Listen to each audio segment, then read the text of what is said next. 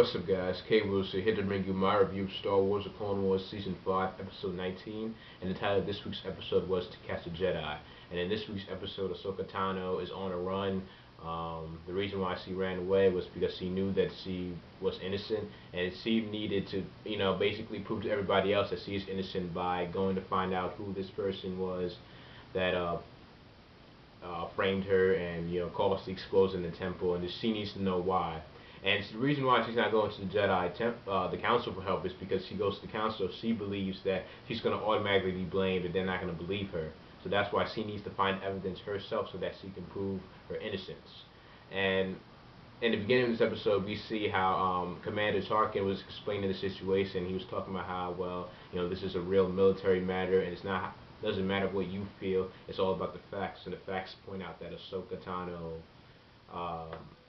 is the cause of all this, and the fact that she killed the clone troopers and that she killed um, the woman who was framed for the Jedi Temple explosion incident. And pretty much, with all that being said, Anakin's still stuck by Ahsoka, saying that she's doing all this because she needs to prove her innocence. That's why she ran away. And Anakin and Master Plo was ordered to pretty much look for Ahsoka. And also during this discussion, Mace Windu had said, Anakin shouldn't be involved in this. He's too mostly tied to Ahsoka. And this kind of came to mind how, kind of ever since Episode 2, Attack of the Clones, or maybe in throughout this series, you see how Windu, he doesn't really trust Anakin fully. Even though that he is a Jedi, they're all supposed to be family, whatnot. Windu never really trusted Anakin. I think it's because, the fact that Anakin was brought to the Jedi Temple not through traditional ways, that he was brought to the Jedi Temple at an older age, and he never really trusted Anakin completely, just because of that. And we really see that, being developed later on, especially in Episode 3, Revenge of the Sith, but of course he has good reason to be. But that's just something just to point out, how it's kind of like a silent conflict between those two characters. I just thought it'd be interesting to point out. And pretty much Ahsoka's running away from the police and clone troopers, and while she was walking, she actually got attacked by Ventress, and Ventress pinned her down, and the reason why is because, Ventress is a bounty hunter. And it was good to see Ventress too, because I kind of liked her, a lot of her episodes from season 4, and this is the only time we're going to see her this season, so it was cool to see Ventress, and she pretty much was going to take Ahsoka in, and pretty much Ahsoka, she was able to actually convince Ventress not to turn her in, and that kind of a two-way deal where you help me, I'll help you. And what Ahsoka means by that is that by that Ahsoka, when everything is cleared with her, that she will speak up for Ventress, because Ventress is a war criminal. She was involved with the war. She was Count Dooku's apprentice, and all the things that she's done, the clone troopers she's killed, and other people she probably have killed. And then the thing is, if she gets caught, she's going to be tried for those crimes. It's not like, okay, you're not affiliated with Dooku, we're going to leave you alone. No, they will charge her and probably put her to death. So, meanwhile, Ventress and Ahsoka were talking, and then, of course, they got ambushed by clones, and we saw Rex. And I gotta say, I did like Captain Rex's new armor. Really looked pretty cool with the dark blue and white. And it also reminded me of the Death Watch armor. It kind of looked like a real Mandalorian, so I thought that was cool to give Rex some new armor.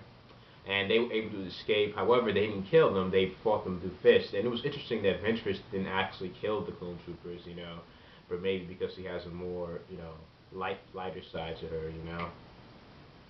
And pretty much when Ventress and Ahsoka, they went their separate ways, Ahsoka had actually went to this hideout somewhere, and she, out of nowhere, was attacked. However, this person looked exactly like Ventress with the mask on. Speaking of the mask, I really do like Ventress's mask. It makes her look cool, and it looks like a legitimate bounty hunter.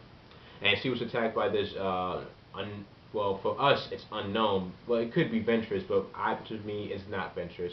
And she has the two red lightsabers, and she's being attacked by, she's attacking Ahsoka, and then she gets knocked out, and this person also is able to use the Force, and then she gets knocked out, and the other person walks away. Meanwhile, Ahsoka and all the other clone troopers, Anakin, they find Ahsoka, and they also find those nano droids that would use to that caused the explosion.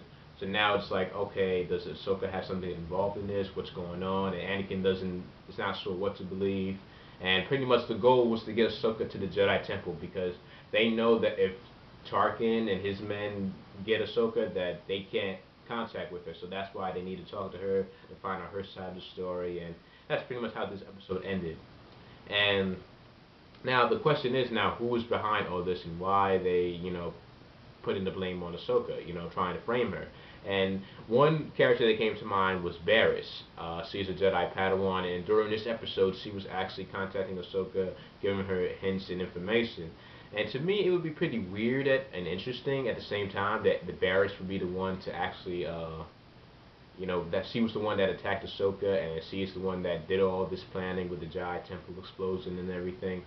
Because the thing is, when you look at Barriss, she doesn't really look like the type to be a villain. It's kind of like if you guys do watch the anime Naruto, there's this character named Hinata, and to me, she kind of when I think of Barriss, the first character I think of from Naruto is Hinata. But it's like kind of like if Hinata was a villain, it would be kind of weird and kind of not make sense at the same time. Uh, because Barriss doesn't look like a villain, looks too innocent. But then again, she could be more than meets the eye with Barriss. And another character that came into mind when I saw some of the comments on YouTube was Aurora Singh. And at first I'm like, why would Aurora Singh be the attacker and she's a bounty hunter?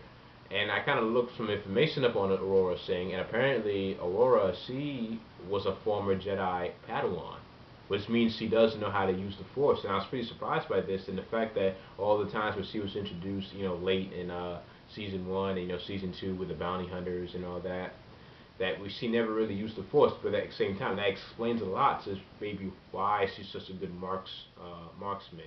That she's able to use the sniper very well, and perhaps she uses the Force into and to guide her to pinpoint a target and attack. Because that's you can use the Force. I mean, look at Luke Skywalker. He was able to concentrate and use the Force, and he blew up the Death Star.